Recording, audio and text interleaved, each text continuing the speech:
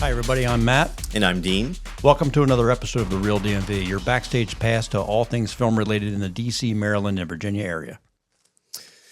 Matt, I was able to get to that premiere of Secrets of Havre de Grace in Maryland, in Aberdeen, I think it was last night. Right. Fantastic time, really well done. Met with the director, Donnell Robinson Sr., that we spoke about last time. Yeah. Very cool guy. Talked to him about maybe coming on the podcast, and he's got a few things coming up in the future. Great. And that was a full length? That was a short. So it was about short. 29 minutes, I think he said. They had a little Q&A at the end. I was a guest of one of the main actors, one of the leads in there, and she did a fantastic job. Shout out to Carrie Bibb.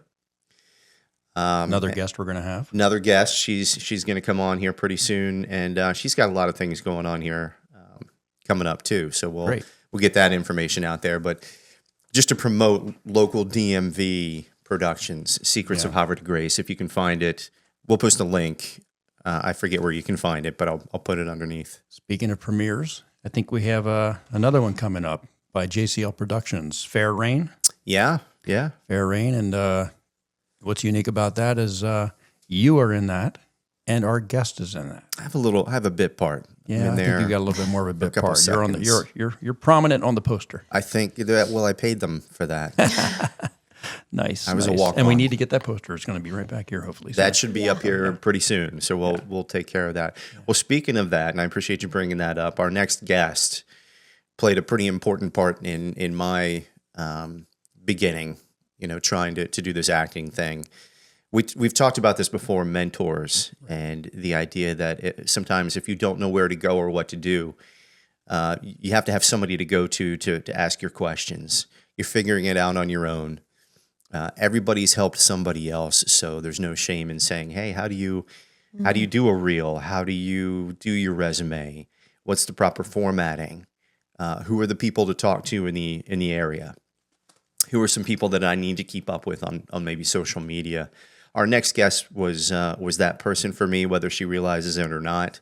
I remember going to her for a bunch of different things, and that's how I discovered JCL and Reel to Reel. She had worked with them several times. They're also going to be on the podcast here upcoming, so really looking forward to that. She's also worked with Superman herself. Really? Yes. It should be Superman himself, but our next guest is female, so... but she's worked with Dean Cain. Awesome. On Paul's Promise, primarily a faith-based actor. We'll have her talk a little about that. We'll talk about the idea that she's originally from Florida. She came to the DMV, so she's not native to the DMV, but similar to what we talked about, if you're planning on moving to the DMV, right, plenty of room for you, and we'll hear her journey. But without further ado, Miss SUZANNE Neff. Welcome. Hold on, we got to do this. Thanks for coming. There we go. Thank you for having me. Thank you so much. This is awesome. I'm so glad to be here. We appreciate you being here, SUZANNE, because obviously in this area, you were, whether, again, you realize it or not, you were my North Star trying to figure all this stuff out. So I appreciate everything that you did for me. But you are originally from Florida. Yes, I am. I was raised in the Jacksonville area of Florida. And I discovered theater. It was just, I always grew up singing. I came from a very musical family, so I grew up singing and used to being on stage. Oh, thank you. And but it wasn't until high school where I was trying to find something to fill my 6-hour block, and the only thing that was available was drama. So I was like, okay. And it also happened to be the only one of the very few air-conditioned rooms in high school back when, in Florida. It's ironic. I think that's why my grades were so bad, was because, it was just too hot. And and I fell in love with it. And if you were a part of the class, you had to audition for the productions. And I landed my first production. I was in the musical You're a Good Man, Charlie Brown. And that's what launched it. I fell in love with it. Yeah. What did you play? Patty. Patty. Yeah. Ooh. Little peppermint Patty. Yeah. You know? I can see that. Mean streak. Yeah. And so I fell in love with it and thought, well, I'm I'm going to try to do this in college, and then went to college and thought, well, I want to do this forever. And I literally went to a really small school in Nashville, Tennessee, but I thought I really want to keep doing this. And so, and I didn't want to wait tables or anything like that. So I thought, well, I'll go to graduate school and I'll teach college on the side after I get my master's when I move to California, and also do acting. So I'm in graduate school in Pensacola, Florida at UWF, and I got there, and another man got there at the same time, a young Marine in flight school. And Gotta watch out for them. Those I know. guys. I know, right? Yeah. I was stationed in Pensacola for a while. So Were you? Yeah. Great place. You cannot beat the beaches. that's right.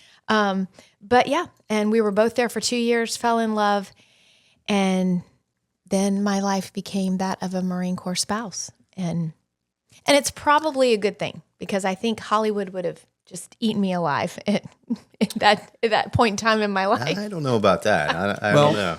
But what a perfect thing to choose to do for a Marine spouse, because that's always been the struggle as you're Yeah. PCSing and moving around. Like, how do you maintain a job? How do you have a job that's going to be able to follow you, that you can actually progress in? Many people overcome that challenge and figure that out, but having something like acting that can pretty much be portable Yeah. and go anywhere. Yeah. It's great. Especially now, people who are getting into the business now. Now then, and I think it comes to the point in your life where when you make decisions and you value those, and you have to, that needs to become your heart. And that was definitely my heart. I mean, I so loved the Marine Corps. I loved being a spouse. And I loved supporting my family and moving around. And I did manage to find things to dabble in. I auditioned occasionally for shows in theaters, and, did drama groups at my local church and things like that. And I managed to stay in it. But now, I mean, we didn't have self-tapes. You needed to be in California or New York. Now, with the self-tapes and everything, I think it's so great. And that's one thing that's about cool being here as well, especially if you were a transplant like me. You can dive right in. You saw that progression then, whereas I'm spoiled because I started this very recently. I don't know anything other than self-tape world. So, I'm walking in like, oh, this is how it's always been, but obviously it hasn't. Right. And that's interesting. Yeah, exactly. And you can speak directly to, you had to go in the room for some of your auditions, and you can speak directly to pre-COVID, post-COVID. Yes. Going into the room versus self-tapes. A lot of actors have started in the self-tape era. Mm-hmm. I came in at the tail end of going into the room and then doing the self-tapes. So you now have to have a special set of skills to, you're like the Liam Neeson of self-tapes. Right. The lighting, the angles, the audio, learning how to do all of that. And it seems kind of impersonal sometimes, but it gives you the opportunity to do retakes. Oh, sure. For sure. So, yeah. And you don't have to send in the bad one. So. And I think you, like me, is the evolution of self-tapes. I mean, before there wasn't as much of now the expectation of really visualizing the room and your characters and everything I've seen that evolve so much. Using that environment. Yes. Yeah. And I think there's so many what's so neat is there's so many great classes out there, whether it be online or Zoom or in person, where you can really learn to master those skills. What's one of those classes that you've taken that you've really, and you don't have to name drop it, but if you wanted to, you could, but Sure. As a new actor, somebody watching this that's brand new, what was a useful class that you went to for self-tapes or really any, but self-tapes, since we're on the topic? What's interesting is there's quite a few little, just quote unquote, little workshops or seminars that I've glommed onto that I've seen on, the internet and stuff. Capital Coaching, Katie Kalacki really does a great job at. Shout out again to Katie. Yeah. She really does do a great job of helping you visualize and just tap into what the casting director, what production is going to be seeing, Yeah. and how to make that scene so real on the screen. And that's really been helpful. You were, I'm going to back up a little bit. You were a speech communication Yes. teacher at one point, which is good because sometimes Matt needs help stringing sentences together. Don't we all? But and you did that for how long? Oh, for a long time. So when I got my master's in, I didn't get my master's in theater or acting. I got my master's in communication studies in speech communication, because to get an MFA is very involved as far as time, and, shout out to all those people that have gotten that degree, because it's very time consuming. Yeah.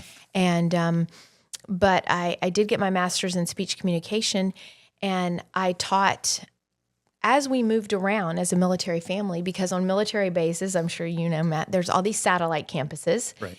And so I would dabble in and teach on the side, public speaking, intro to communications, all those courses that you kind of need your freshman and sophomore year. And then when I moved here, I taught at Nova and taught for full time in, the last part of my career as a instructor. And I loved it. I absolutely loved it. That was something I really enjoyed. In fact, when my husband finally said, okay, the kids are gone, it's your time, let's dive into the second chapter, let's do this acting thing full time. I was kind of sad. I was like, wow, I'm really going to miss that, because I really did enjoy it. But yeah, I'm also enjoying this chapter as well. So you're doing this full time? Full time now. Yes. And you were able to make the leap from full-time teacher to now I'm gonna do this. Yeah. Were you doing this? Did you have the resume, the headshots, any of that stuff prior to taking that leap? Yes. Okay. Yes, I did. And that's one thing that even if you are, like many of us in this area, working, or you have a career, I was definitely, you can definitely find the time to do things here and there. That's one thing that's so great about film and industrials and commercials. Unlike theater, you're not going to be consumed with that one project for 6 to 8 weeks. It might be a 1-day shoot. It might be a half-day shoot. It might be a 3-day shoot. It might just be on the weekends. Or because a lot of filmmakers here in this area understand the career paths of so many people here, you might have a shoot where they shoot at night, or just on weekends, because they know that people might have day jobs. And so yeah, there was so many opportunities like that I found along with my teaching job, and even also when my kids were at home. So I just did a little bit here and there to build my resume. And another great thing about this area is there's so many colleges and universities around here. And student films films is such a great way to start building that reel, because you got to have a reel. Cut your teeth. Yeah. Got to have a reel. Yeah. And speaking of that, you told me about JCL Productions, and I've had a chance to work with them a ton of times. And I think now you and I are on their, in their top 5. People are probably sick of seeing us, but how did you become involved with them? How did you hear about them? And we'll explain a little bit about what exactly they do. We've talked about it on other episodes, but great resource for actors, not only in this area, but all over the country. Yeah. Internationally, they've had people fly over from other countries. Other countries, yeah. Did not know that. I knew they, as far as New York. You worked with somebody Yes. from Germany. I did. Wow. I worked with a gal from another country that flew over here to film with them. And yeah, it's what were we talking about again? A reel, right? Is that where we're circling back? Where am I? JCL. JCL How I got up with them. They're incredible. I had done a film here, one of my first films that I was able to do, 2 films, For the Glory and Touched by Grace. And there was a gal that was also working with their production, because they were actually doing a feature film at the time. And a friend of mine was involved with it. I think I saw it on social media, reached out to her, said, hey, if they happen to need anyone else, I would love to be a part. They did. And that's where I first met this amazing team, Cynthia and Jared, and as they were filming Dawn. many, many years ago. And I met them and gradually started doing a little bit more with them. Then they started this reel company. And I actually wanted to do a reel of a character that I, had never done before. They wrote the script. They brought in another actor. I watched that reel today. Yeah. It was good. And I just had my first one done with them. Yeah. It was wonderful. It Great is. experience. It is. And so I just gradually, just formed this friendship with them because I immediately loved them and loved working with them. And I learned so much. Being on set, you're not just there to film this reel and film this scene. You get incredible direction from a director in real time, and you're getting what you pay for. you really Because do. you're not just, they're not going to shoot it the way you think it's supposed to be shot. They're going to shoot it like a real scene, a real director would direct you. And much like you have to do on set, you have to trust the process. You have to trust what they're seeing behind the camera. And it was just a great experience. Well, along those lines, it's also been validating for me because speaking of Katie, on set with JCL, they've kind of, every actor has tics. You might move your head too much. You might do something with your hands just because you're trying to think of the lines. Talladega hands. Sure. But I had that issue with moving my head, and I would go to Katie's class and she would say, okay, here's what we need to do. Stillness is a thing. So let's try this again. And then I would go on JCL set and they would say the exact same thing. It helped, just kind of demonstrate to Reinforce, me that exactly, that there were certain things, even though people think, yeah, I can do that. They watch a TV show and they say, I can do this. It's not that easy. Oh, no. And I think when you're watching a show, I think what people sometimes, if they're not in this business, they don't realize is there's all these different, shots.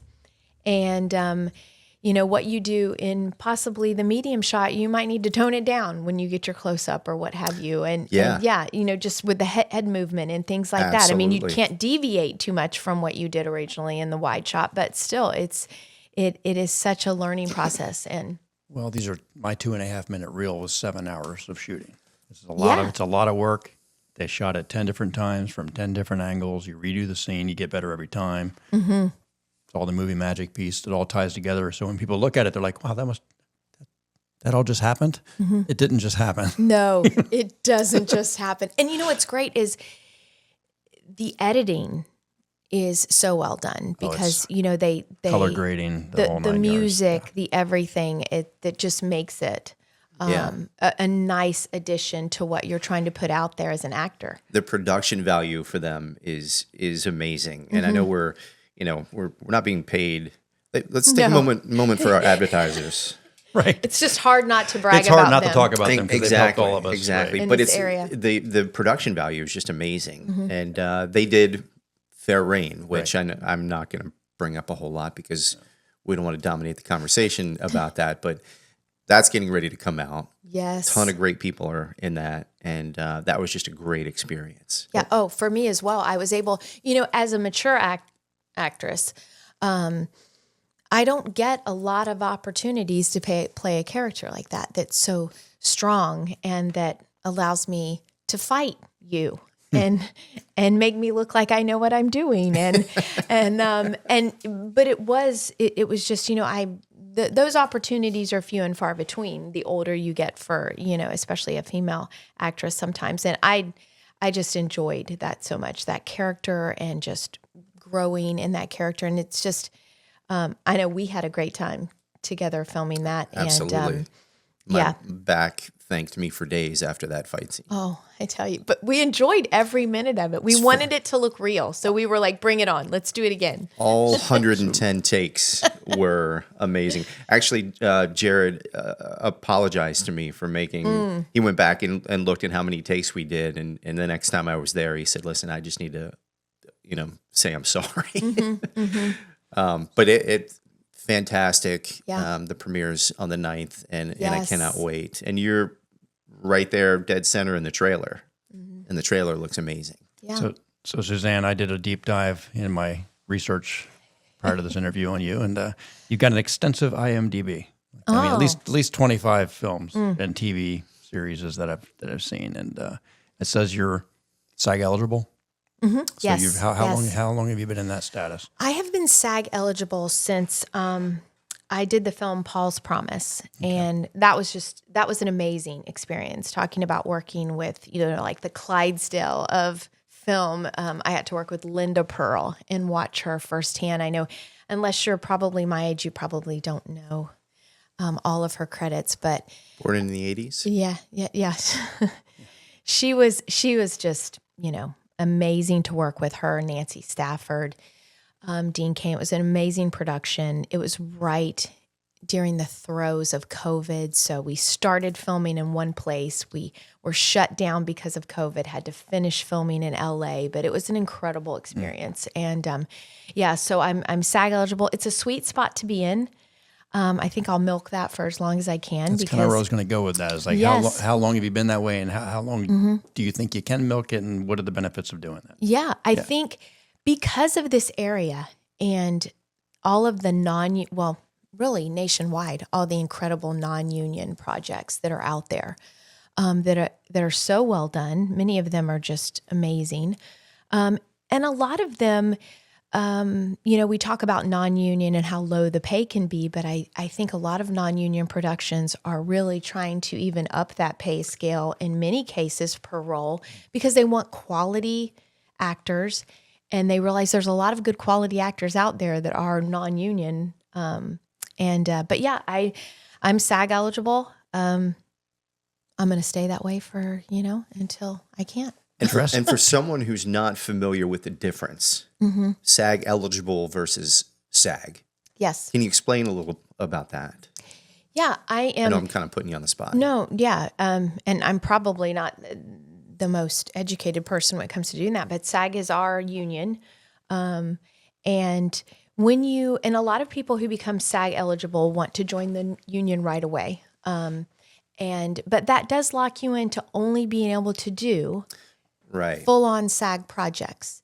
It excludes you from a lot of things. SAG eligible, I can do SAG projects, and it's an easy transition for many SAG projects. They don't have to, maybe necessarily go through all the paperwork that involves. But I can also do non-union work. And what makes you SAG eligible? It's 3 vouched. It can be 3 vouched. I didn't go that route. Oh. I actually, as soon as I did Paul's Promise, they put in the paperwork for me to be SAG. So I'm SAG eligible. So I could join right now. And it was based on that one production. Based on that one production. So and it was because I had a supporting role. I see. In that production. And that was because it was a union production. Yes, exactly. Dressed to Kill, Vanessa.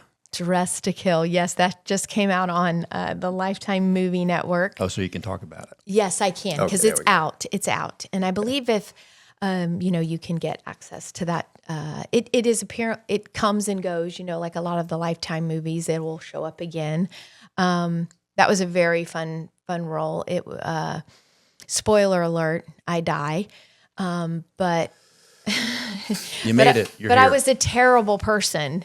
And it was really fun playing that character. Again, for actors, it's always fun to play something that you may not have on your resume. And she was definitely a very difficult fashion mogul CEO. Really enjoyed doing it. You spanned from comedy to drama. Now that's a thriller. And you do faith-based. So, what's your sweet spot? What do you get the most enjoyment from doing? I love it all. If somebody were asking me what I would...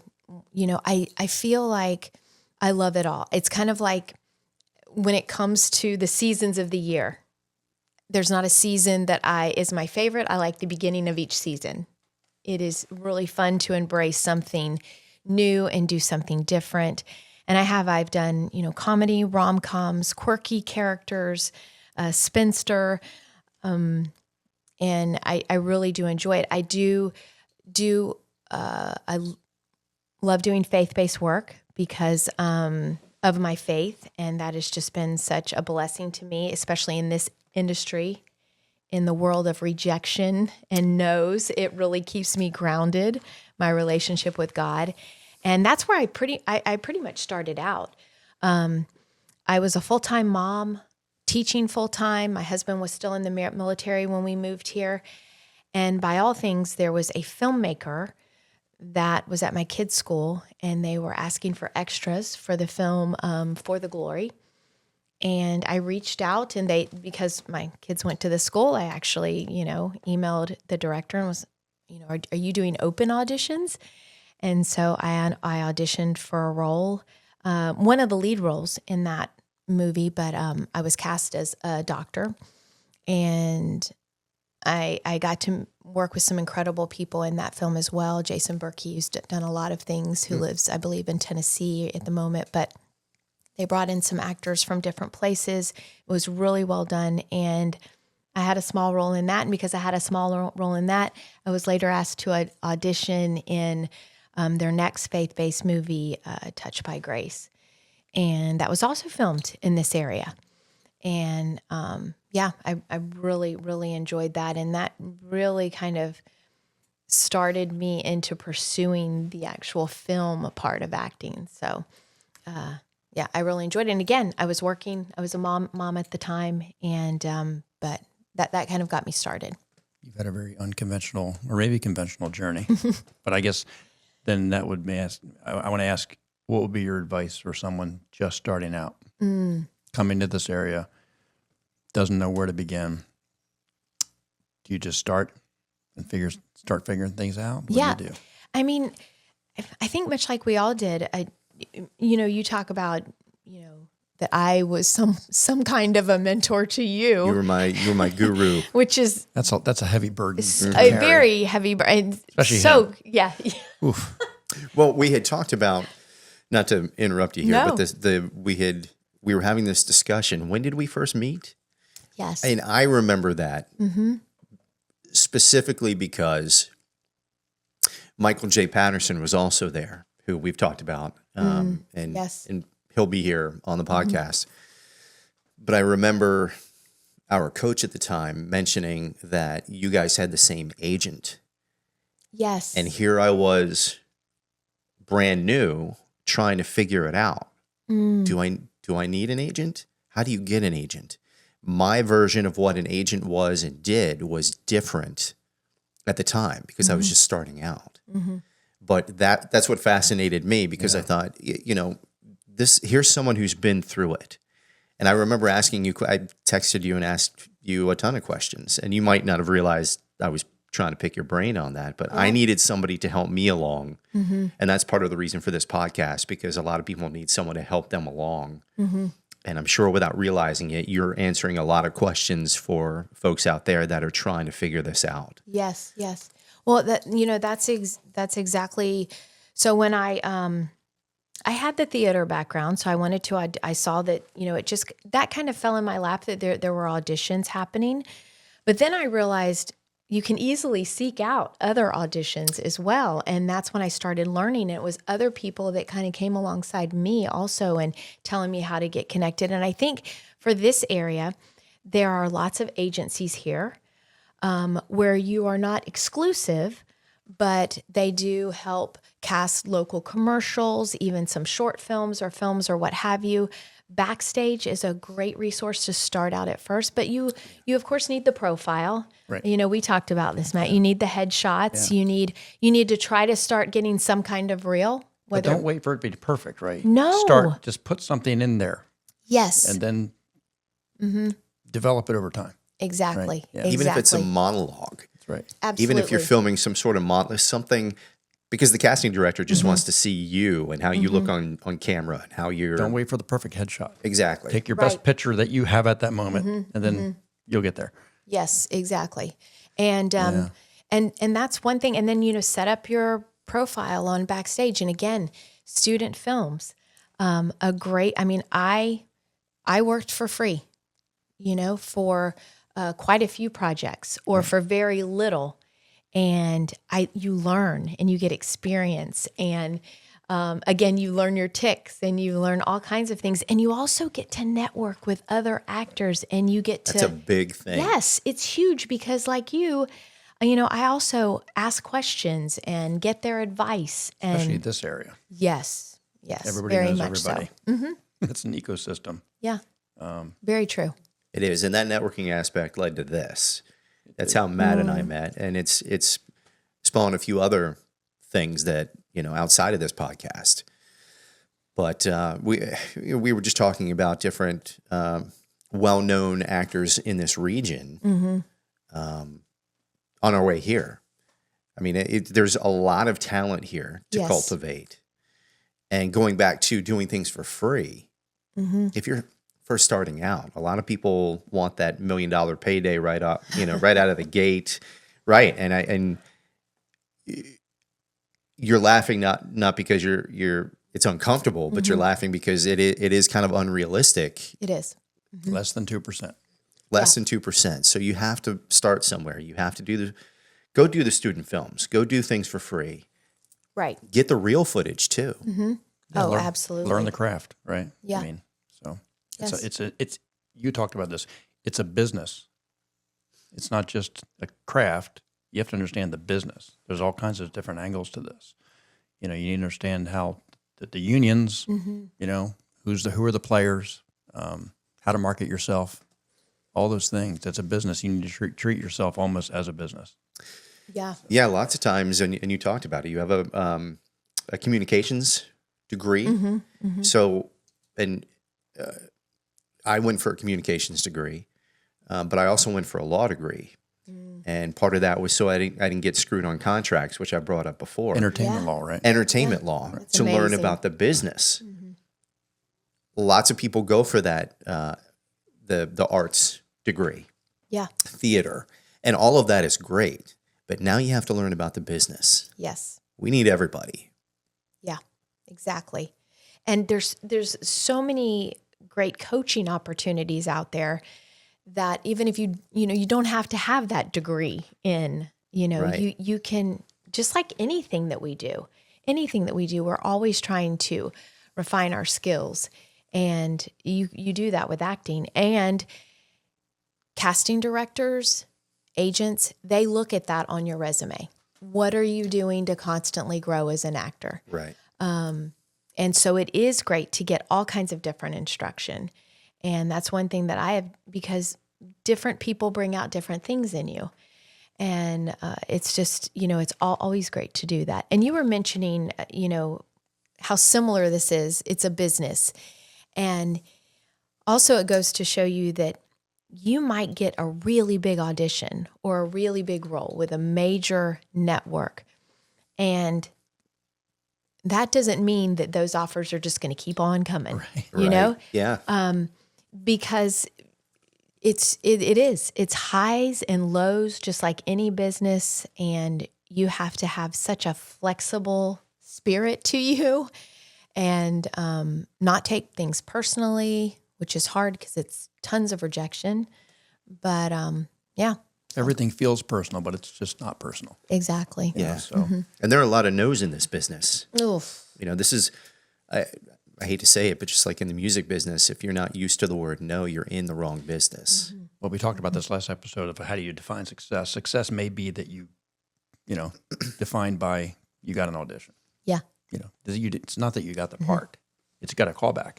That's the level of success. That's an acknowledgement that you're doing something right. So Success is growth, right.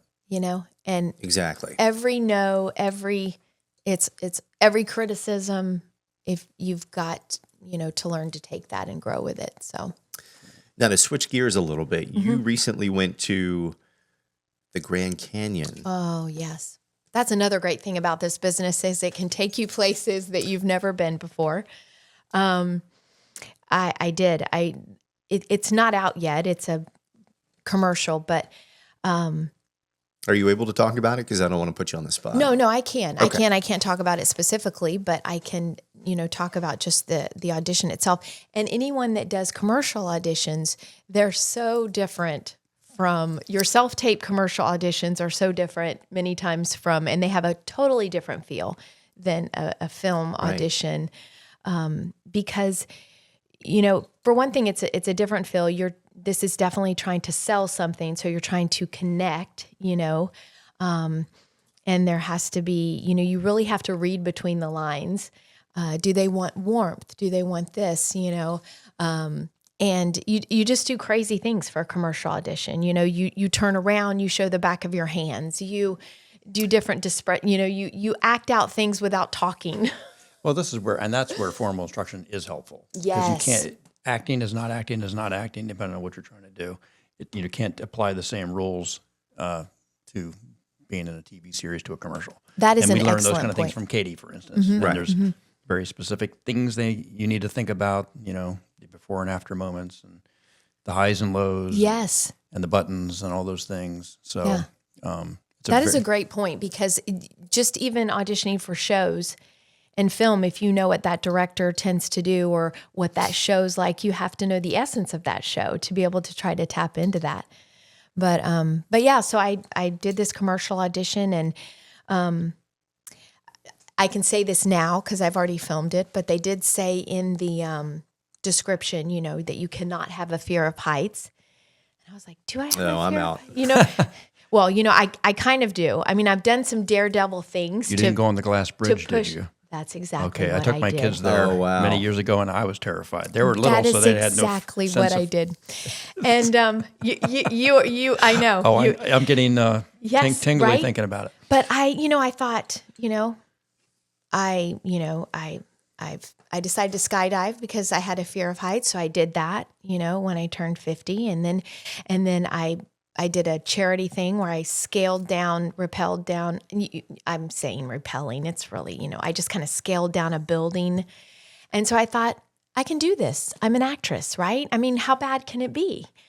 No, I'm not afraid. So I checked the box, And so we get there. It was an amazing experience because I've never seen the That's Grand a long, Canyon. awkward drive, too, Yes. to get to that bridge.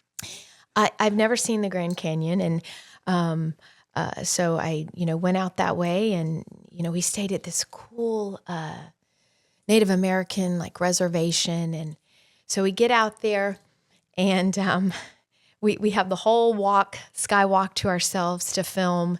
And it's just such a great production. Drone shots, the whole 9 yards. And we had to wear these little booties at first, to put on our feet, and I'm putting them on. And I look down briefly as we start to step out there, and I'm like, oh, Nelly.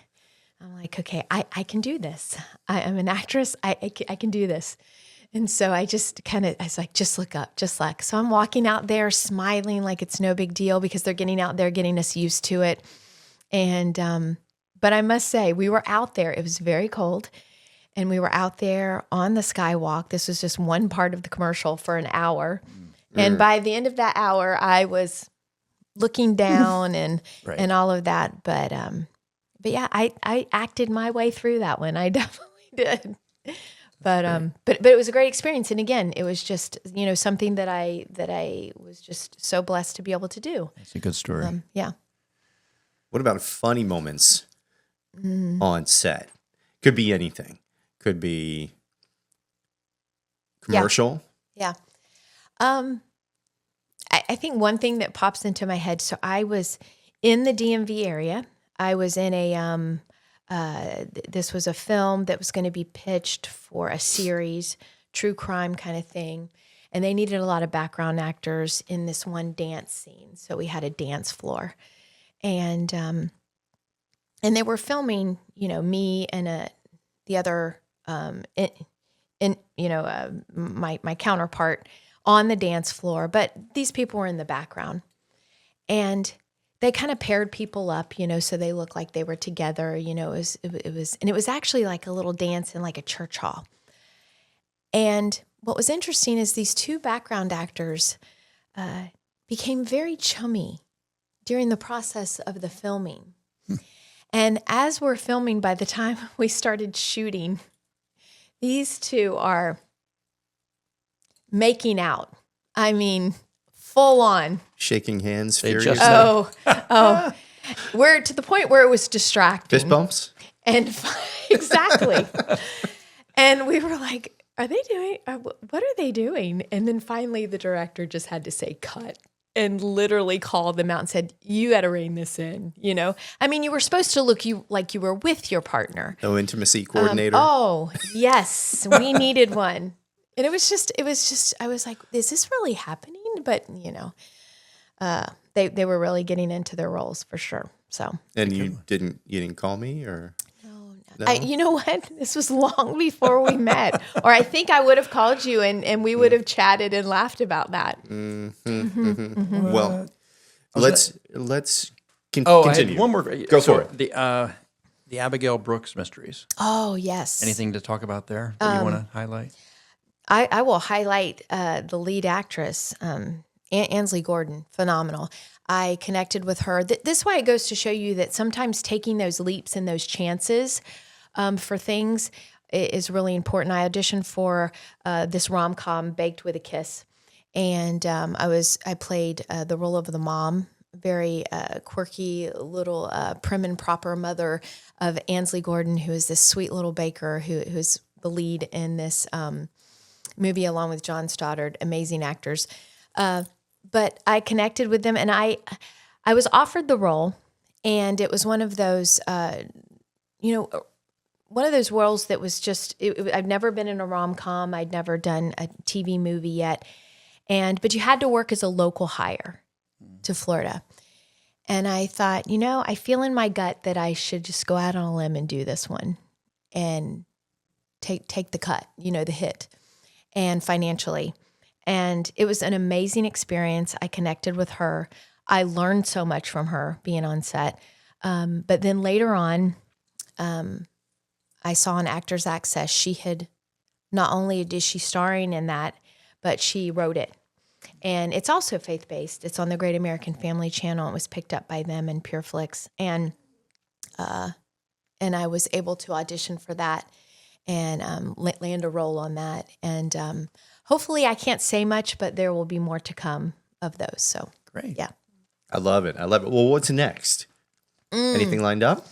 I have a couple of things coming out this year, another Lifetime movie, and that's DNA Secrets, and that hopefully is coming out this spring. I loved playing this distraught. I mean, I barely even got in the makeup chair during that film because I was so broken through the whole film, which again is sad, but just so much fun to play as an actress. And there's some other things coming out this year. A fun little rom-com about a wedding. And You're staying busy. I'm trying to. That's the goal. It's feast or famine. That's the goal, though. You can go long spurts without anything. That's business. That's the part of show business. Yes. So where can people find you? Do you have a website? Do you have social media? I have a website. My IMDB is a great place to go to when there are new projects coming up or projects that are in production. I do have a website, srneffactor.com, and of course, Instagram, Facebook. We'll put those links below. Yeah, perfect. Suzanne, thank you so much for being here. Listen, we've got to do a part 2 because there's so much more to talk about. So much fun. You've got a lot on your IMDb that we could discuss. So, and we'll definitely be talking more about Fair Rain a little bit. March 9th. That's going to be fantastic. So Absolutely. We're going to try to have more of the cast on there too. That'll be Maybe great. we'll do like a little Q&A or something. That But would be fun. Yeah. we'll figure Thank you something so out. much. Thank you. appreciate Thank you, guys. This is great. Remember to like and subscribe if you find this helpful. We're on Spotify. You can listen to it in your car, working on other avenues so you can listen. YouTube all day long, Instagram, Facebook. Find us on the socials. We'll see you soon.